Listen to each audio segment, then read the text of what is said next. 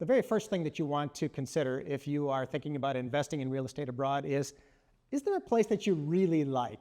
Whether it's for historical reasons or for vacation reasons or whatever it is, you're likely going to make trips there. So choose a place that you're going to enjoy going to.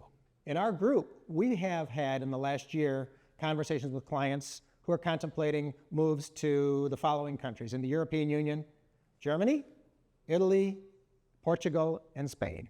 In the Latin American countries, we also have families who have inquired about relocating into Mexico and into Costa Rica.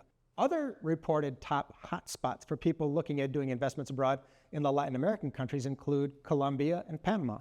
So it's something that more and more people are thinking about doing.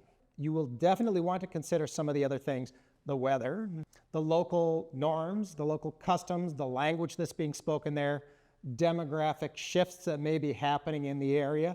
You also want to take a look at crime statistics. You're going to want to look at general business development and growth to see if this is an area that's up and coming or if this is an area that's on the decline. So if you're contemplating one of these international investments potentially becoming a longer-term option for you, you'll also, of course, have to investigate what does it look like to get visa, residency, or citizenship in that country.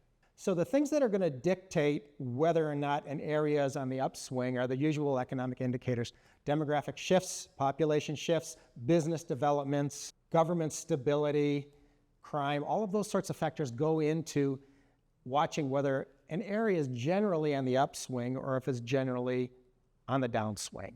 So in addition to potential property appreciation, there's another factor that people really often overlook, and it has to do with currency exchange rates and the significant appreciation that you can enjoy from that, or depreciation, the risk that goes potentially with the property as well. Here's an example.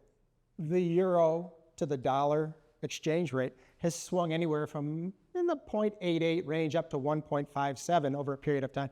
That's a substantial change. So if you purchased at exactly the right time and the exchange rate swings in your favor, you can have significant gains if you decide to repatriate those dollars. Let's take a look at another example. The Mexican peso. It swung from 10, and actually at the peak of the pandemic, it swung to 25. People fled to the dollar.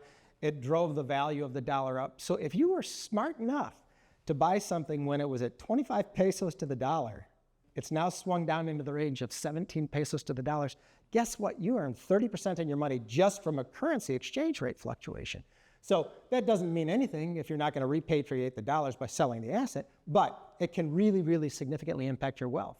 Look deep. Give us a call. We'd be glad to walk through with you our perspective on the target country that you're considering, give you some insights that might help you to decide if that really is a good fit for you.